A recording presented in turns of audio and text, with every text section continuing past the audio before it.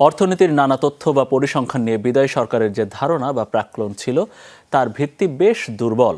অনেক সময় নানামুখী চাপে সঠিক তথ্যও দিতে পারতেন না কর্মকর্তারা। একথা জানিয়েছেন শ্বেতপত্র প্রণয়ন কমিটির প্রধান ডক্টর দেবপ্রিয় ভট্টাচার্য। তিনি জানিয়েছেন, জিডিপি মূল্যস্ফীতির মতো পরিসংখ্যান হিসেবের কৌশল খতিয়ে দেখছে তার কমিটি। শ্রীলঙ্কা আবারও রপ্তানিতে শীর্ষে।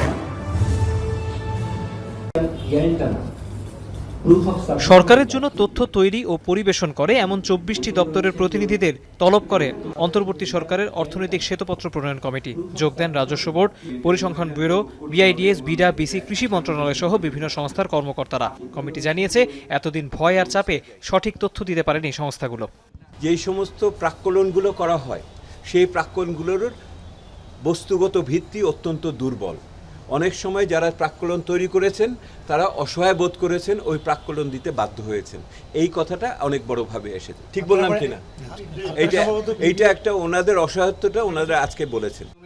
ডক্টর দেবপ্রিয় জানান, উন্মুক্ত তথ্য উপাত্ত দেওয়ার আবেদনে ব্যাপক সাড়া পাওয়া গেছে। পাশাপাশি বিগত সরকারের করা বিভিন্ন চুক্তি খতিয়ে দেখবে কমিটি। পরিকল্পনার কাজ শেষ হয়ে গেছে, আমরা এখন লেখার দিকে আগাচ্ছি এবং এর পাশাপাশি বিভিন্ন ধরনের অংশীজনের সাথে আলোচনা করব।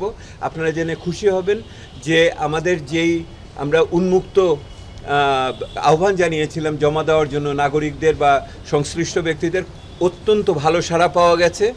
অর্থনৈতিক অনিয়ম যাচাই রাজধানীর বাইরে কয়েকটি জেলায় টাউন হল বৈঠক করার কথা ভাবছে শ্বেতপত্র প্রণয়ন কমিটি। তৌহিদ হোসেন, যমুনা নিউজ, ঢাকা।